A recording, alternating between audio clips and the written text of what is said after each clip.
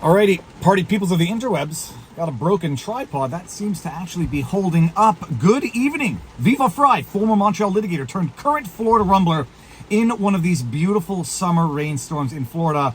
I'm going to be doing a podcast with Luke Rudkowski and Adam, the lectern guy, in about 15 minutes at the time of shooting this. So by the time you're watching this, you will have already seen the podcast. So I hope you enjoyed it. Let me know what you think. Some updates. Just some big breaking news. This is June 11th. Tomorrow, as at the time of shooting this vlog, I'm going to be live with Russell Brand at 1:45, and it's going to be amazing. I'm predicting the future. It's going to be amazing, so stay tuned for that. But just to cover a story that I talked about during my live stream earlier today, that I think deserves as much of that big, beautiful spotlight as humanly possible. There was a report that came out of Canada, NCSCIOP. I forget exactly what the acronym stands for. It is the National Security and Intelligence Committee of Parliamentarians, NSICP. This came out with a report detailing how Canadian politics has been infiltrated by and interfered with by China and India. And the report refers to parliamentarians who have unwittingly and wittingly been facilitating the infiltration and interference of Canadian politics by China and India. Now, you have to let that sink in for a little bit, because the report is damning, despite the fact that it's wildly heavily redacted, because apparently this is such a national security issue that we can't know which of the parliamentarians are the compromised ones. The parliamentarians in Canadian government who have been wittingly aiding and abetting the influence of and interference by foreign adversarial nations, China and India in particular. They don't mention them by names, but you can hazard a wild guess. This report comes out, details how media is being used by foreign interests, how foreign nations are buying off the media, the Canadian media, the federally funded Canadian media, the federally bailed out mainstream media, unwittingly and wittingly. Things we've already known for a little while, but you play life back and it makes more sense in reverse, even though it has to be lived straight, linearly, time-wise. Remember back when Justin Trudeau was running for Prime Minister, and there's that infamous clip of him now saying that he admires the basic dictatorship of China, because they can turn the economy on around to go green because they're a basic dictatorship. He admires them. You remember just putting all of these pieces together in the early stages of the COVID pandemic, and I'm actually now putting it in the quotes. Before it actually got to North America, you may recall that in February of 2020, Justin Trudeau donated, I don't know if it was all of our PPE, personal protective equipment, but a substantial amount of it, 16 tons of PPE, donated to China. Here, the Prime Minister of Canada, who admires the basic dictatorship of China, knowing what is coming down the pipe, because they had more information than the regular lowly citizens had. They knew what was coming down the pipe because COVID hadn't hit yet. It was March 2020 when they shut everything down 2 weeks to flatten the curve. Trudeau knew what was coming down. And instead of equipping our long-term healthcare facilities, Trudeau donated our much-needed PPE to China. And the rationale, or the rationalizing, was that it was in Canada's national best interest to donate our protective equipment to the country from which this COVID originated. You may also recall that 80%, give or take, of the deaths and illness in Canada originated in or around long-term healthcare facilities. That in the beginning of the pandemic, it was revealed that the deaths that occurred in these long-term healthcare facilities occurred because they were ill-prepared, under-equipped, because they didn't have the basic PPE that they needed. The justification for donating the PPE was that it was expired anyhow.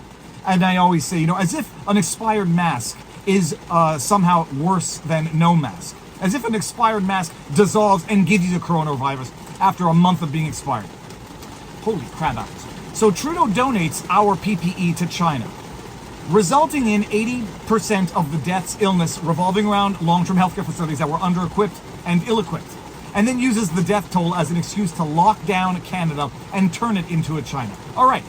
Then you hear in this report talk about how the governments were blackmailing politicians. And then you recall that back in 2020, there was a raid on a $10 million mansion that was running an illegal casino that had some Chinese national ties to it. Running an illegal casino in which there was surveillance within this infrastructure and in which there was sex services being offered.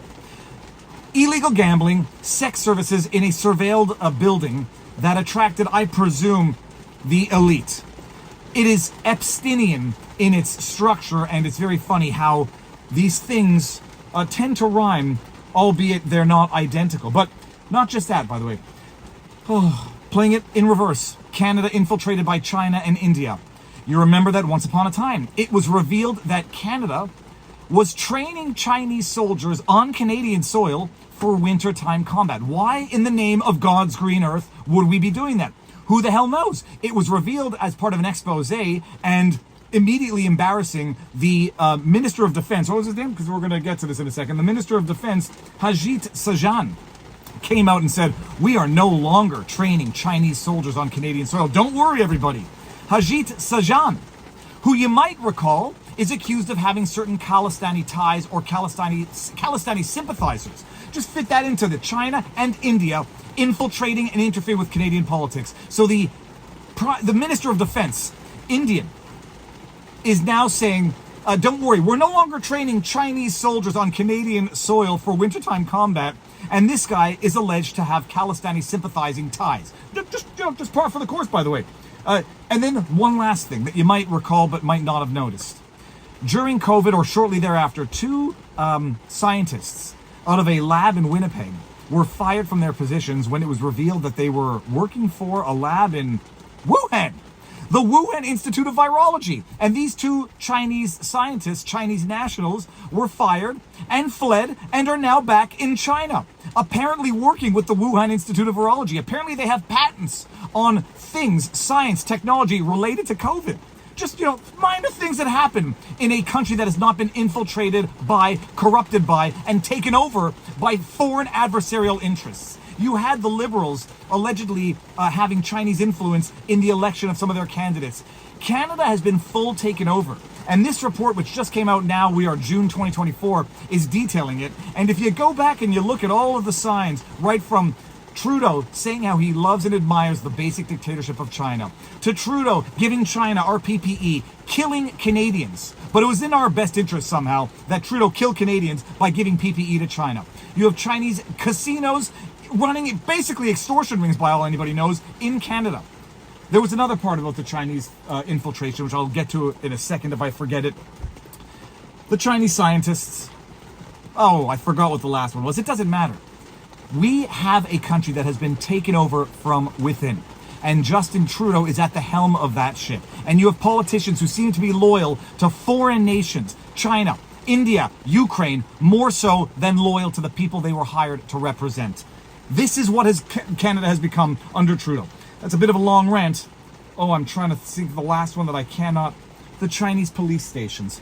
Oh yes, we've talked about this at length in the past with Barnes on a Sunday night, because they have them in America too. These Chinese police stations in Canada, on Canadian soil, all that they're doing is trying to offer support to Chinese nationals in Canada. No, what they're trying to do is offer blackmail, extortion, and coercion, and compliance from Chinese Canadians, Chinese nationals operating within Canada. Put all of these things together, and what you have is a country that has been surrendered to adversarial foreign interests, China and India, and Justin Trudeau is at the helm of this ship as he drives Canada into the proverbial iceberg and allows it to be taken over by foreign adversarial interests. If you didn't know any of this, look it all up. Don't trust me, verify me, and then you will grow to trust me, because what I tell you is the truth, because I've learned it slowly, piecemeal, over the years. One thing after another, and then you get the bow that ties it all together. Now intelligence is telling us that our country has been infiltrated by and corrupted by Chinese and Indian interests. Who could have seen that coming? All right, tomorrow, Russell Brand on my channel.